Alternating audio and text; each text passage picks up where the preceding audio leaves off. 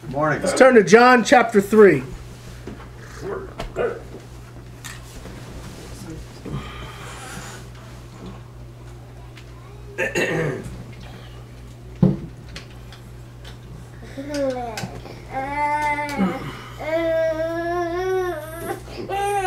Somebody saw some food. From it.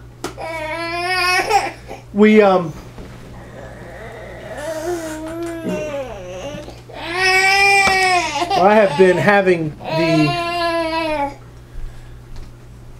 idea in my head going around and around and around and around, and maybe idea is the wrong word, but I've had the sense of urgency.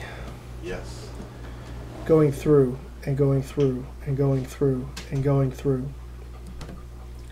And I've been listening to Jeremiah, which is a very scary book to listen to. It is hard. And I was listening to Jeremiah as I was going through that. It dawned on me that the church today is in the same position that Israel and Judah were in back then. I think you're right. That the types of things that the Lord had Jeremiah say are most certainly fitting for today.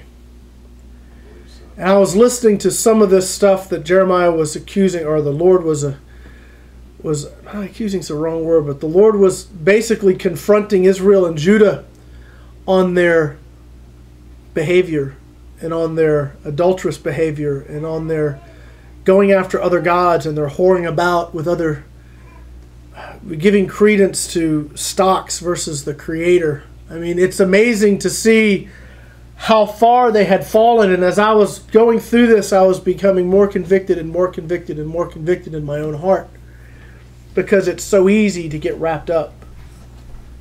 It's so easy to get wrapped up in all the stuff of today, all the knowledge of today, all the science, quote unquote, of today, all the opinions of today. And I was getting more and more humbled because I saw myself more and more of where Jeremiah was confronting Israel and Judah over. And it scared me. It scared me. It really scared me. And I wonder how many times we come to that place where the fear of God hits us. If we were to look at His scriptures and we were to look at His principles and we were to understand and we were to take the time to see where He says that those that hear my word and do it are my disciples. Those that hear His word and don't do it aren't. Because we all want to be His disciple. We all want to be, quote, saved. We all want to be all those things. But, you know, if you say it and confess it over here,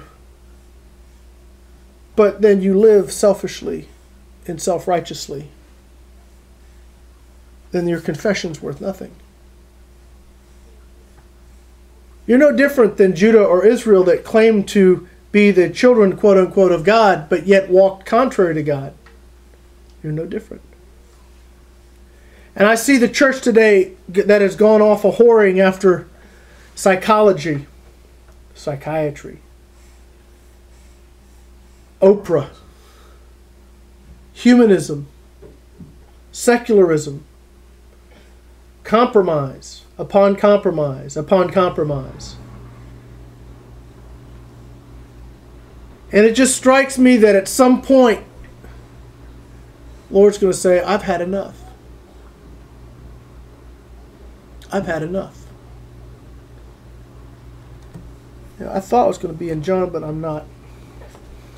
That's what I get for thinking. Let's turn to Isaiah quickly, and I'll read this to you. This is a call to God's people to hear His word before it's too late. This is a call to God's people to forsake the ways of the world and cleave unto the ways of God before it's too late. I think of Noah and the ark. And he was out there building that ark for what, 120 years, preaching. That's right. It's going to rain, and it had never rained on the earth. So everybody was looking at him like he was a crazy man. That's right. Building a who knows what. All right, no, we know what a boat is, but why are you building it in your backyard? There's no water here, no? And he's faced the ridicule of the people for 120 years. But let me tell you, when that first raindrop hit, there were a bunch of people knocking at the door of the ark. But it was too late. And the call that goes out today to the church of God is, look, the rain is coming. We recently talked about Matthew chapter 7, and the winds came and the floods came and the rains came and they beat upon that house, right? The rain is coming. The judgment of God is coming. The question is, will you survive it? Because it will rain on the just and the unjust. It will rain on those that have their house on the rock, and it will rain on those that have their house on the sand. The difference is those that are founded on the rock will survive. Those that are not founded on the rock will be destroyed. That's right. But the judgment is coming. The rain is coming. In Isaiah, he says this, verse 6 of chapter 55. Seek ye the Lord while he may be found. Call ye upon him while he is near.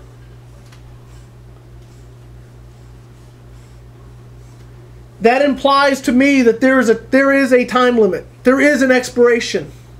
And that may not be terribly popular, but let me tell you, if you're listening to this, if you're hearing this, and you're being pricked in your heart, you still have time.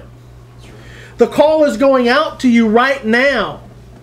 The call is going out to you right now to accept the Lord now. Now is the acceptable year of the Lord. Now is the time to forsake the old man and put on the new man. Now is the time to set your priorities on Him, to set your affection on Him, to cast off the thoughts and the imaginations of this world, and to put on the mind of Christ. Now is the time. Tomorrow may be too late. Right.